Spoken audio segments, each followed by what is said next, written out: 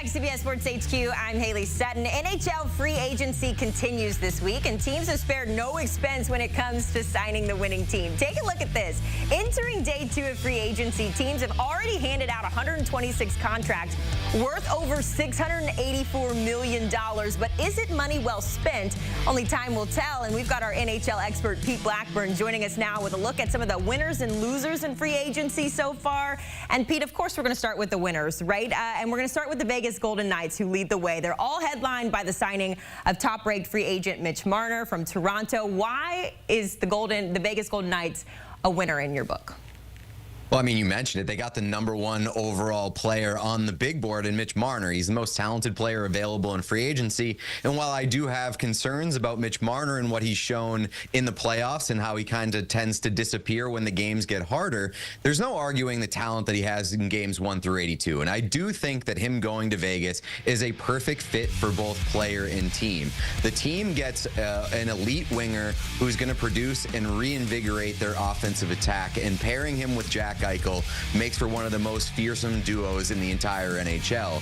They also get him via sign and trade, which allows them to get that 8th year and bring down the AAV a little bit to $12 million. That helps the team on the salary cap, but I also think that it helps Mitch Marner because the lower the AAV, the less pressure he faces. If he came into Vegas and had a $14 million cap hit, there would be a ton of pressure for him to perform. There's still pressure for him to perform, but being like the league's highest paid winger would elevate the amount of pressure that he's facing. And he really left Toronto. One of the big reasons why he left Toronto was because of the pressure there and all of the noise. He's the hometown boy in Toronto, and with his playoff struggles, he faced so much noise and so much criticism about everything that he did. So this is a nice little reset for him in a great landing spot. All right. Hopefully he can help the Knights maybe get past some of their postseason woes they've seen this season. They were knocked out in the second round by Edmonton this year, but we've seen them make the Stanley Cup and win it. So we'll keep our eye on Vegas. Another team in your free agency win column includes the Carolina Hurricanes, still bidding on a few names as free agency continues here, Pete, but they did snag former Rangers defenseman K'Andre Miller. What other moves did you like from Carolina that has them a winner in your book? Yeah, like they're a winner on July 1st without really making a huge big ticket free agent signing, and that shows that you don't always have to go to the the players available on the UFA list. What they did was they traded for K'Andre Miller and extended him, and they gave up a lot. They're making a big bet on K'Andre Miller, who had his troubles in New York in terms of responsibility and defending.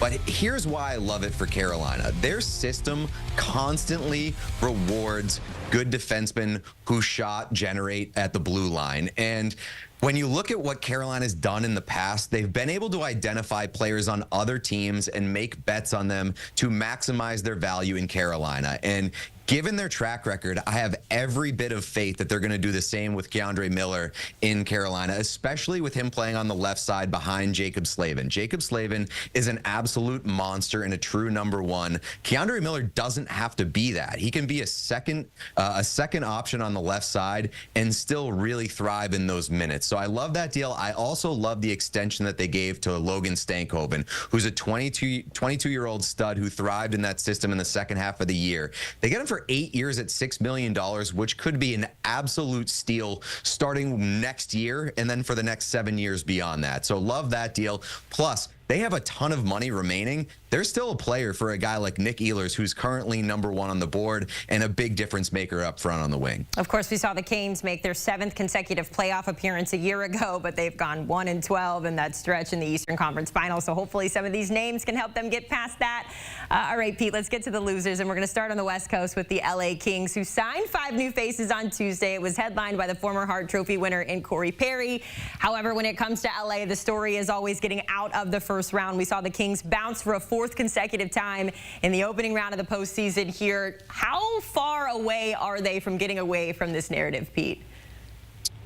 I think around the same places they were before free agency, which is kind of the theme here, where for both the Eastern Conference and Western Conference losers in my book, the story is being active doesn't make you a winner necessarily. You can go out there and make a bunch of signings on day one of free agency. It's not necessarily going to make you a better team. And so when I look at what LA did, they went out and they gave 4 years to Cody Ceci. They gave a bunch of money to Brian Dumoulin on term as well. Like giving $8.5 million to Cody Ceci and Brian Dumoulin, who are third pairing defensemen. I don't love the asset and the financial allocation there. And then up front, they really needed some goal scoring. They went out and they signed Corey Perry, who was definitely a useful player, has his role, and I think that he's got a winner's mentality. He's got a ton of veteran experience. I do love Corey Perry, but he's not going to tilt the axis for you offensively. He's a fourth liner, so they're kind of just improving on the margins here. Corey Perry did score 10 goals. He set the record for most postseason goals by a player in his age 39 season, but that's kind of the talking point there. He is towards the end of his career, so we'll have to wait and see. Pete, this next one is a producer Boney special here. Of course, we're talking about the Bruins, and so we got to get all the information we can out of them. And we've been talking about this idea that they're resetting, not rebuilding, yet their offseason moves kind of say otherwise here. Peel back the curtain when it comes to Boston and what they're doing, trying to get back to glory there.